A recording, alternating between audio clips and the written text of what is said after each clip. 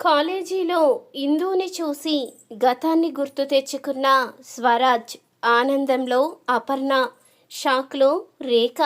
ఈ వీడియో కనుక మీకు నచ్చితే తప్పకుండా ఒక లైక్ చేయండి.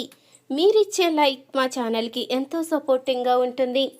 ఇక రేఖ అయితే తన కొడుకుతో అక్షరాభ్యాసం అయితే చేయిస్తూ ఉంటుంది. అప్పుడే అపర్ణ అయితే అడుగుతూ ఉంటుంది, నా మనవరాళ్ళకి కూడా అక్షరాభ్యాసం చేయించాలి అని. అందుకు ఇక రేఖ అయితే ఒప్పుకోదు.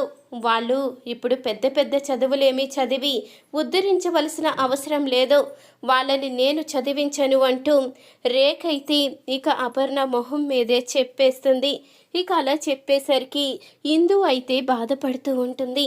నానమ్మ, మేము ఎప్పటికీ ఇలాగే బానిసల్లా ఉండిపోవలసిందేనా? మేము చదువుకోవడం అన్నది జరగదా? మాకు చదువుకోవాలని ఉంది నానమ్మ. మేము కూడా పెద్ద పెద్ద చదువులు చదివి గొప్ప స్థాయికి వెళ్ళాలని అనుకుంటున్నాము. కానీ ఇక్కడ చూస్తూ ఉంటే మేము చదవలేమో అని భయం వేస్తుంది నానమ్మ. ఏం చెయ్యాలి మేము అంటూ ఇందు అయితే జాలిగా అడుగుతూ ఉంటుంది. అది చూసిన అపర్ణ అయితే ఆలోచిస్తూ ఉంటుంది, లేదు, నా మనవరాలు ఎలాగన్నా గొప్ప స్థాయిలో ఉండాలి. తను గొప్ప స్థాయిలో ఉంటే నేను నా కొడుకు కోడలికిచ్చిన మాట నిలబెట్టుకున్నట్టు అవుతుంది. వీళ్ళిద్దరినీ ఎలాగైనా చదివించాలి అంటూ అపర్ణ అయితే అనుకుంటుంది. ఇక వాళ్ళిద్దరి చేత అపర్ణే అక్షరాభ్యాసం అయితే చేయిస్తుంది. మీరు బాగా చదువుకోలమ్మా, మీరు గొప్ప స్థాయికి వెళ్ళాలి అంటూ ఇక అపర్ణ చెప్పంగానే, ఖచ్చితంగా నానమ్మ, నువ్వు చెప్పినట్టే బాగా చదువుకుంటాను అంటూ ఇందు అయితే ఇక రేఖకు తెలియకుండా అయితే స్కూల్కి వెళ్తూ ఉంటుంది. ఇక ఇలా జరుగుతూ ఉండంగానే ఇందు అయితే పెద్దదవుతుంది.